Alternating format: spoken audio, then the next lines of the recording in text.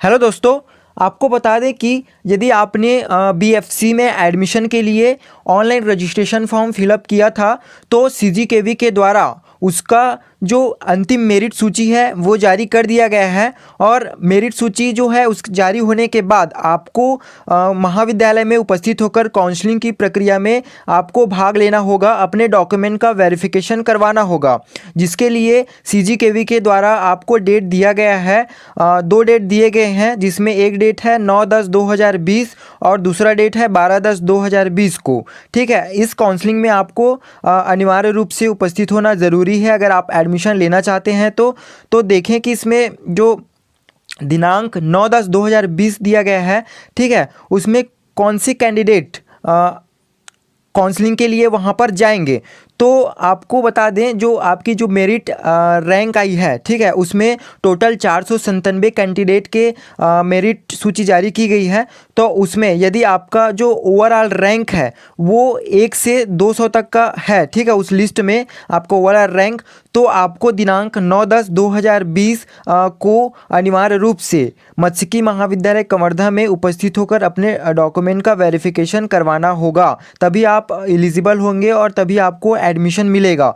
और दिनांक 12/10/2020 को वे कैंडिडेट महाविद्यालय में जाएंगे जिनका ओवरऑल रैंक 201 से 497 तक के जो प्रवीणता सूची है, मेरिट लिस्ट है, उसमें आपका नाम है। तब आप 12/10/2020 को जो मत्स्यिकी महाविद्यालय कवर्धा है वहाँ उपस्थित होना पड़ेगा आपको। ठीक है, और यहाँ पे जैसा कि हमने अपने पुराने वीडियो में आपको सीटों की संख्या बताई थी उसी प्रकार है।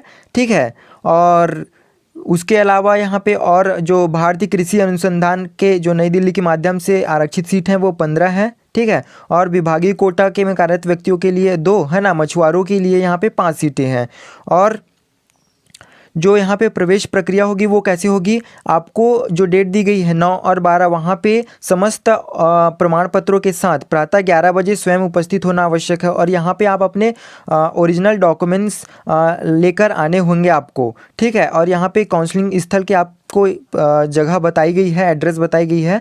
तो यहाँ पे देखें कि मत्स्यिकी महाविद्यालय मंझगांव रोड, सेवई कछार, कवर्धा, जिला कबीरधाम में कोविड-19 महामारी को ध्यान में रखते हुए सामाजिक दूरी का पालन करते हुए समस्त मूल दस्तावेजों के साथ स्वयं उपस्थित होकर काउंसलिंग में भाग ले सकते हैं। ठीक है, और प्रवेशित अभ्यर्थियों को सूचित किया जाता है कि महाविद्यालयीन शुल्क डीडी यानी कि डिमांड ड्राफ्ट के माध्यम से डीन कॉलेज ऑफ फिशरीज के नाम से कवर्धा में देय होगा, अथवा सीट आवंटन उपरांत ऑनलाइन बैंकिंग या यूपीआई या क्यूआर कोड के माध्यम से भी शुल्क का भुगतान किया जा सकता है। इस हेतु खाता क्रमांक दिया गया है यहाँ पर और उनके आईएफएससी कोड दिया जा रहा है। ठीक है, तो यहाँ पे बताएं आपको, जो यदि आप एलिजिबल पाए जाते हैं, ठीक है, आपके सारे डॉक्यूमेंट्स ओके है, तो आपको जो फीस है, एडमिशन फीस, वो आपको तुरंत वहीं पे देने होंगे।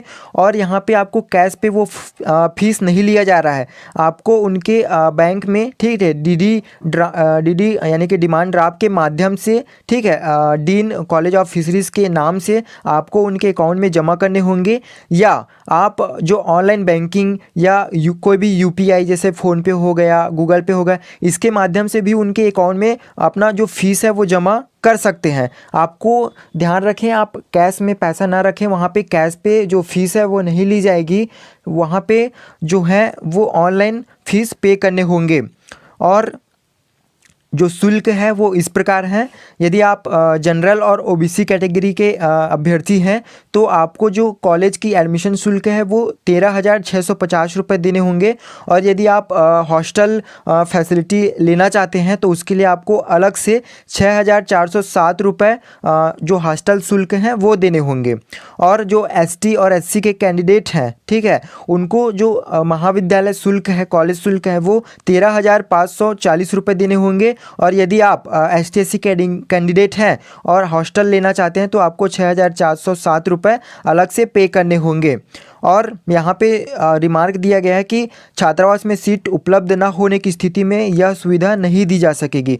यदि छात्रावास में जो कैंडिडेट ज़्यादा हो जाते हैं और जो सीटें हैं वो नहीं बचती, तो जो छात्रावास की सीटें हैं वो सुविधा आपको उपलब्ध नहीं होगी।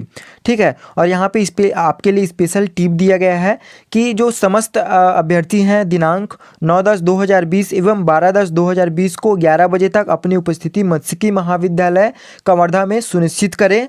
और दूसरा दिनांक 9/10/2020 को, ठीक है, यदि आप 9/10/2020 को अनुपस्थित हो जाते हैं, ठीक है, तो आपको 12/10/2020 को यदि सीटें जो हैं वो रिक्त होती है और आपने 9/10/2020 को अपने वहाँ पे नहीं गए, तो यदि सीट रिक्त होती है तो आपको 12/10/2020 को काउंसलिंग प्रक्रिया में पूर्ण होने के पश्चात आपको मेरिट सूची के आधार पर अनारक्षित सीट में प्रवेश देने हेतु विचार किया जाएगा। ठीक है, और यदि कबीरधाम जिला में कोविड-19 लॉकडाउन की स्थिति बनती है तो काउंसलिंग तिथि में यथासंभव परिवर्तन किया जा सकता है, जिसका विवरण वेबसाइट पर उपलब्ध होगा।